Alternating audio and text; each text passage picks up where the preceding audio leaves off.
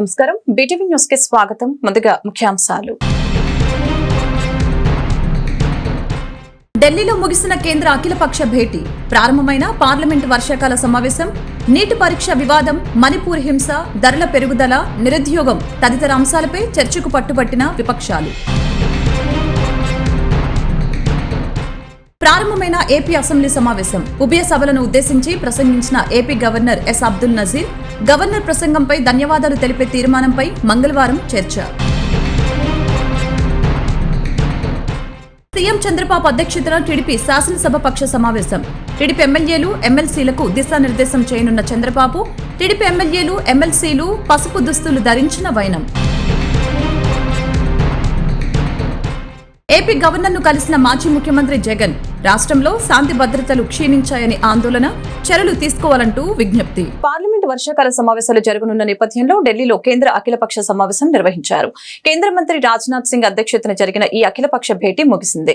Parliament annexe భవనంలో ఏర్పాటు చేసిన ఈ సమావేశం సుదీర్ఘ సమయం పాటు సాగింది. నేటి నుంచి పార్లమెంట్ బడ్జెట్ సమావేశాలు ఉన్నందున సహకారం అందించాలని కేంద్ర ప్రభుత్వం విపక్షాలను కోరింది. బడ్జెట్ తో పాటు పార్లమెంట్ లో ప్రవేశపెట్టే బిల్లుల జాబితాను కూడా కేంద్రం విపక్షాలకు అందించింది. నేడు పార్లమెంట్ బడ్జెట్ సమావేశాల్లో విపక్షాలు నీట్ పరీక్ష వివాదం, మణిపూర్ హింస, ధరల పెరుగుదల, నిరుద్యోగం తదితర అంశాలపై చర్చకు పట్టుబట్టారు. ఆంధ్రప్రదేశ్ అసెంబ్లీ సమావేశాలు ఇవాళ ఉదయం 10 గంటలకు ప్రారంభమయ్యాయి. గవర్నర్ ఎస్ అబ్దుల్ నజీర్ ఉభయ సభలను ఉద్దేశించి ప్రసంగించారు. ఆ తర్వాత స్పీకర్ చింతకాయల అయ్యన్న పాత్రుడు అధ్యక్షతన శాసనసభ వ్యవహారాల కమిటీ సమావేశం కానుంది. అసెంబ్లీలో చర్చించవలసిన అంశాలు, సమావేశాలు ఎన్ని రోజులు కొనసాగించాలనే అంశాలపై ఈ సమావేశంలో నిర్ణయం తీసుకున్నారు. మంగళవారం గవర్నర్ ప్రసంగంపై ధన్యవాదం తెలిపే తీర్మానంపై ఉభయ సభల్లో చర్చ జరగనుంది. ఏపీ అసెంబ్లీ సమావేశాలు జరుగుతున్న నేపథ్యంలో సీఎం చంద్రబాబు అధ్యక్షతన నేడు టీడీపీ శాసనసభ పక్ష సమావేశం జరగనుంది. అసెంబ్లీ భవనంలో టీడీఎల్పీ భేటీ మధ్యాహ్నం 2:30 ప్రారంభం కానుంది. అసెంబ్లీ సమావేశంలో అనుసరించవలసిన వ్యూహాలపై చంద్రబాబు, టీడీపీ మంత్రులు, ఎమ్మెల్యేలు, ఎమ్మెల్సీలకు దిశానిర్దేశం చేయనున్నారు. కాగా అసెంబ్లీ సమావేశాల ప్రారంభానికి ముందు సీఎం చంద్రబాబుతో సహా టీడీపీ ఎమ్మెల్యేలు, ఎమ్మెల్సీలందరూ వెంకటపాలెం వద్ద ఉన్న ఎన్టీఆర్ విగ్రహానికి నివాళులు అర్పించారు. అందరూ పసుపు రంగు దుస్తులు, సైకిల్ గుర్తు కండవాలతో రావాలని ఎమ్మెల్యేలు, ఎమ్మెల్సీలకు టీడీఎల్పీ స్పష్టం చేసిన సంగతి తెలిసిందే. ఈ కార్యక్రమంలో అందరూ పసుపు రంగు దుస్తులు ధరించడం ప్రత్యేక ఆకర్షణగా నిలిచింది.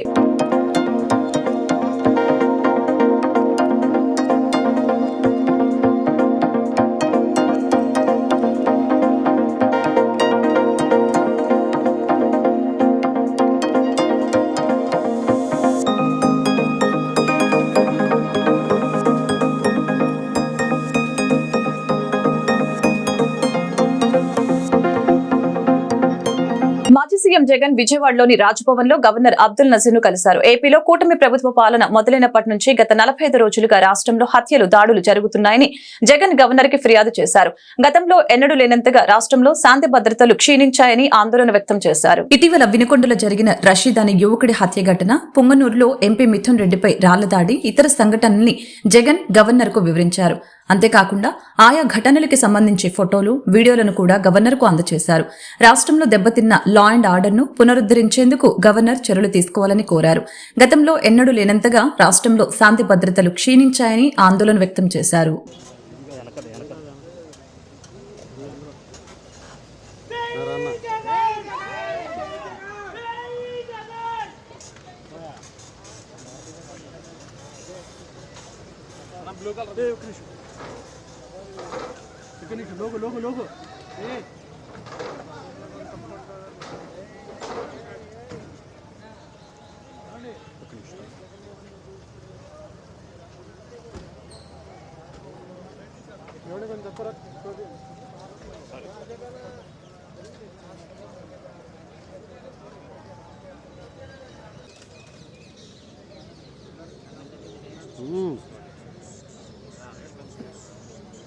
ఎయిర్లో ఉందా?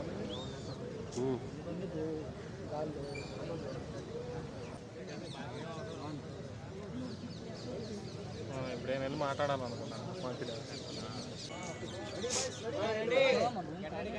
ఎలక్ట్ మా అన్న నీ చేయబడుతుంది కొంచెం వెనక మా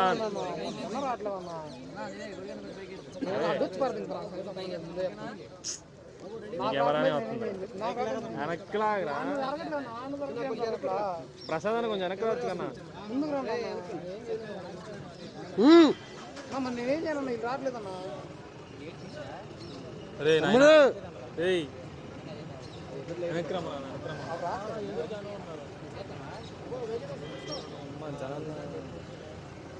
నా ఫేమ్ ఏదన్నా తమ్ముడు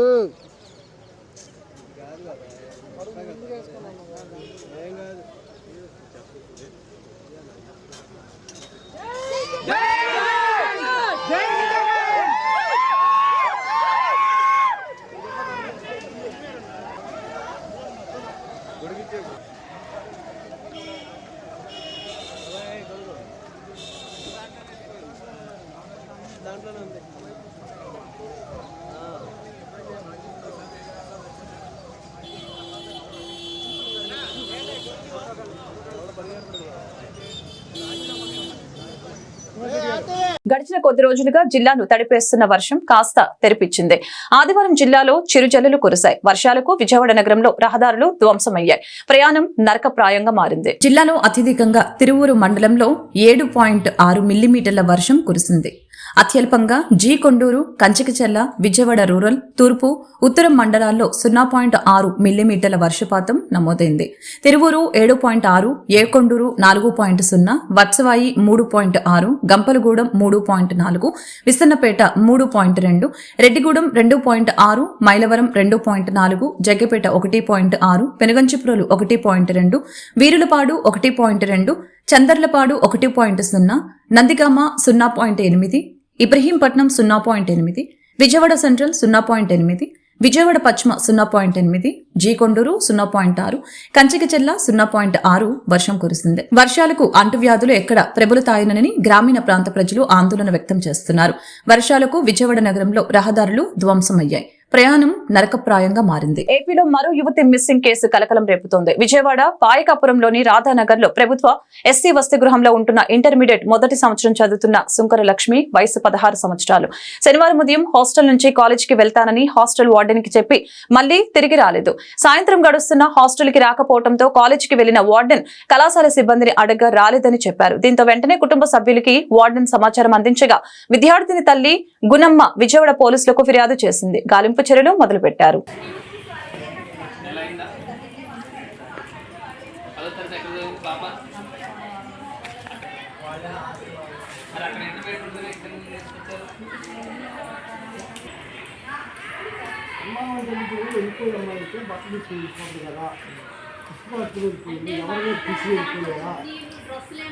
కొన్ని రోజులుగా కురుస్తున్న వర్షాలతో గోదావరి నది ఉగ్ర రూపం దాల్చింది. భద్రాచలం వద్ద గోదావరికి వరద పోటెత్తుతోంది. ప్రస్తుతం ఇక్కడ నీటి మట్టం 43 అడుగులకు చేరింది. దాంతో భద్రాచలం వద్ద మొదటి ప్రమాద హెచ్చరిక జారీ చేశారు. లోతట్టు ప్రాంతాల ప్రజలు అప్రమత్తంగా ఉండాలని అధికారులు సూచించారు. మత్స్యకారులు, పర్యాటకులు నదిలోకి వెళ్లరాదని హెచ్చరించారు. ఎగువ ప్రాంతాల్లో భారీ వర్షాలు కురుస్తున్నందువలన గోదావరి నదిలో నీటి మట్టం ఇంకా పెరిగే అవకాశం ఉందని భావిస్తున్నారు.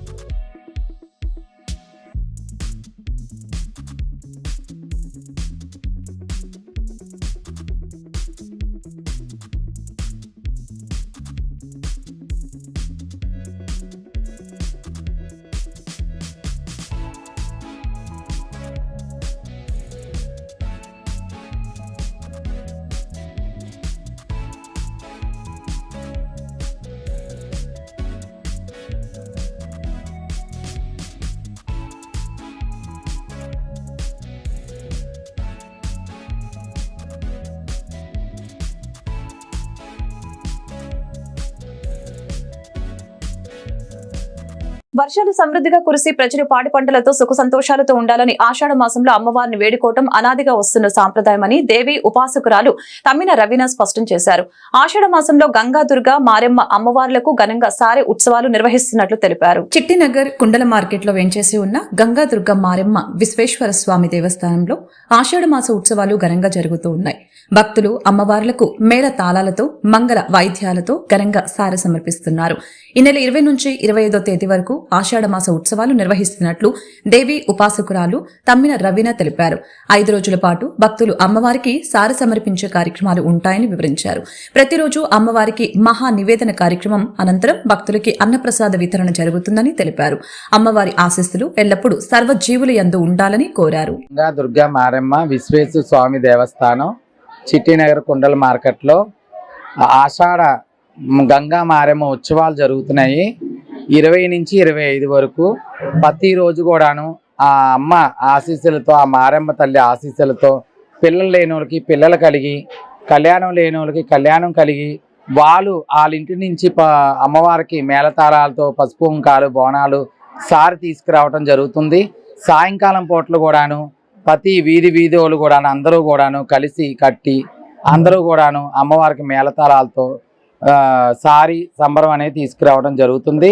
మధ్యాహ్నం అమ్మవారికి మహా నైవేద్యం అనేది కుంభం వేస్తున్నాము. ఆ అమ్మవారు నైవేద్యం చూపించి అందరికి కూడా అన్న సంతర్పణ అనేది జరుగుతుంది. ఆ అమ్మ ప్రసాదం అందజేస్తున్నాం. అందరూ కూడాను సమస్తం బాగుండాలి.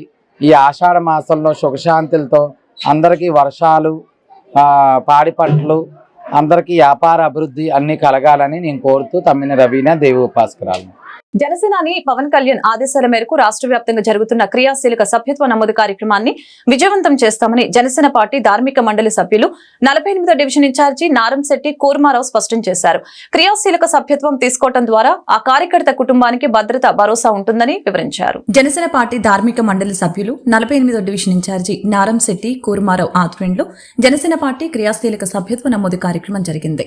డివిజన్లోని జనసేన అభిమానులు, కార్యకర్తలు ఈ కార్యక్రమంలో పాల్గొని క్రియాశీలక సభ్యత్వాన్ని తీసుకున్నారు.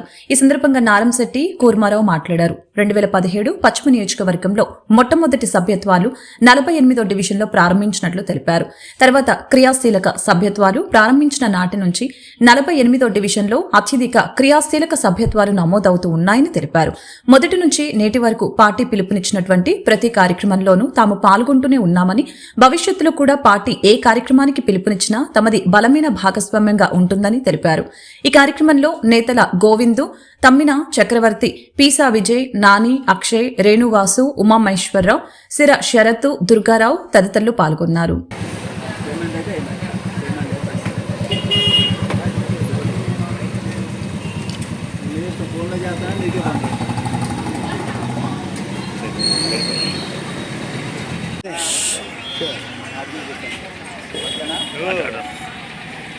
నేను వంట వెళ్తున్నాడే షాప్గా తీసేసుకోబ్బా, నా దగ్గర లేవు. నేను వాసు ఫోన్ వేస్తాను. నమస్తే, నా పేరు కూర్మారావు నారంశెట్టి, జనసేన పార్టీ ధార్మిక మండలి సభ్యుడిని.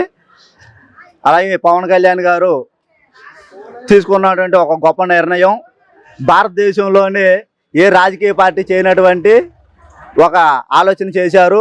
మన పార్టీ జెండా పట్టుకునేటువంటి మన కార్యకర్తకి ఎటువంటి కష్టం వచ్చినా, అనుకోని పరిణామాలు జరిగినప్పుడు అతని కుటుంబానికి మనం అండగా ఉండాలి అన్నటువంటి ఆలోచనతోని ఆయన ప్రవేశపెట్టినటువంటి కార్యక్రమం క్రియాశీలక సభ్యత్వం. ఈ సభ్యత్వం తీసుకున్న వ్యక్తులకు 5 లక్షల రూపాయల ప్రమాద బీమా మరియు 50,000 రూపాయల మెడికల్ ఇన్సూరెన్స్ కల్పించడం అన్నది చాలా గొప్ప విషయం. దీంట్లో ప్రతి ఏడాది కొన్ని వందల మందికి మనం ఈ యొక్క 5 లక్షల రూపాయల చెక్కులు కానీ లేదా 50,000 రూపాయల మెడికల్ చెక్కులు కానీ మనం అందించడం జరుగుతూ ఉంది. ఇంత గొప్ప కార్యక్రమాన్ని ప్రజల కోసం, కార్యకర్తల కోసం ప్రవేశపెట్టినటువంటి మా పవన్ కళ్యాణ్ గారు, జనసేన పార్టీ అధ్యక్షులు పవన్ కళ్యాణ్ గారికి ధన్యవాదాలు తెలియజేస్తూ, అలాగే ఈయనకి అన్ని విధాలుగా అండగా ఉన్నటువంటి మా నాదెండ్ల మనోహర్ గారికి, కళ్యాణ్ గారికి కానీ, అలాగే మా లోకల్ ఇన్ఛార్జెస్ మా అమిశెట్టి వాసు గారికి కానీ, మా మండల రాజేష్ గారికి కానీ, అలాగే అందరికీ ధన్యవాదాలు తెలియజేస్తూ అలాగే ఈ కార్యక్రమం మేమైతే 2017లోని ఈ క్రియాశీలక సభ్యత్వం కంటే ముందు నార్మల్ సభ్యత్వంలో ఉన్నప్పుడు మాన్యువల్ సభ్యత్వాలు కూడా మనం రాయడం మొదలైంది. మనం కృష్ణా జిల్లాలో మొట్టమొదటగా ఈ డివిజన్లో మా బృందం వాళ్ళు మీ సభ్యత్వాలు అన్నది ప్రారంభించడం మాకైతే చాలా సంతోషం. ఈ కృష్ణా జిల్లాలోనే మొట్టమొదటి సభ్యత్వాలు ఈ డివిజన్లో మా బృందం మేము ప్రారంభించాము. అది మాకు చాలా సంతోషం. ఆ రోజు నుంచి ఈ రోజు వరకు ఈ 4 విడతలు కూడా మేము ఈ సభ్యత్వాలు కొనసాగిస్తూ ఉన్నాము. అలాగే పవన్ కళ్యాణ్ గారికి ఏ పిలుపునిచ్చినా ఇప్పటి వరకు మేము నిరంతరంగా పాటిస్తూ ఉన్నాము. భవిష్యత్తులో కూడా మేము పాటిస్తాము. కళ్యాణ్ గారు ఏ పిలుపునిచ్చినా మేమైతే దాన్ని ఆచరిస్తామని ఈ కార్యక్రమంలో మేము ఈ సందర్భంగా ఆయన తెలియజేసుకుంటా ఉన్నాము. అలాగే ఈ కార్యక్రమానికి సహకరించినటువంటి మా మిత్రులు అందరికీ, పెద్దలకి అందరికీ కూడా ధన్యవాదాలు తెలియజేస్తున్నాం. మా లక్ష్మీరాన్నకి కానీ, మా తమ్ముడు గోవింద్కి కానీ, పేసా విజయ్కి కానీ, విజయ్ గారికి కానీ, చక్రి, నాని, వాసు, శేషు, ఇలాగ ప్రతి ఒక్కరికి మా దుర్గారావు, గోవిందు అందరికీ కూడా మేము ధన్యవాదాలు తెలియజేసుకుంటూ, అలాగే ఈ అన్ని డివిజన్లో కల్లా మేము అత్యధిక సభ్యత్వాలు అందిస్తామని మా డివిజన్ తరఫున మేము మాటిస్తా ఉన్నాం. Thank you. వార్తలు ముగించే ముందు ముఖ్యాంశాలు మరొకసారి. ఢిల్లీలో ముగిసిన కేంద్ర అఖిలపక్ష భేటీ, ప్రారంభమైన పార్లమెంటు వర్షాకాల సమావేశం, నీటి పరీక్ష వివాదం, మణిపూర్ హింస, ధరల పెరుగుదల, నిరుద్యోగం తదితర అంశాలపై చర్చకు పట్టుబట్టిన విపక్షాలు. ప్రారంభమైన ఏపీ అసెంబ్లీ సమావేశం, ఉభయ సభలను ఉద్దేశించి ప్రసంగించిన AP governor S Abdul Nazeer. Governor ప్రసంగంపై ధన్యవాదాలు తెలిపే తీర్మానంపై మంగళవారం చర్చ. సీఎం చంద్రబాబు అధ్యక్షతన టీడీపీ శాసనసభ పక్ష సమావేశం. టీడీపీ ఎమ్మెల్యేలు, ఎమ్మెల్సీలకు దిశానిర్దేశం చేయనున్న చంద్రబాబు. టీడీపీ ఎమ్మెల్యేలు, ఎమ్మెల్సీలు పసుపు దుస్తులు ధరించిన వైనం. ఏపీ గవర్నర్ను కలిసిన మాజీ ముఖ్యమంత్రి జగన్. రాష్ట్రంలో శాంతి భద్రతలు క్షీణించాయని ఆందోళన, చర్యలు తీసుకోవాలంటూ విజ్ఞప్తి. ఈ వార్తలు ఇంతటితో సమాప్తం. మరొక బులెటిన్ మళ్ళీ కలుద్దాం. నమస్కారం.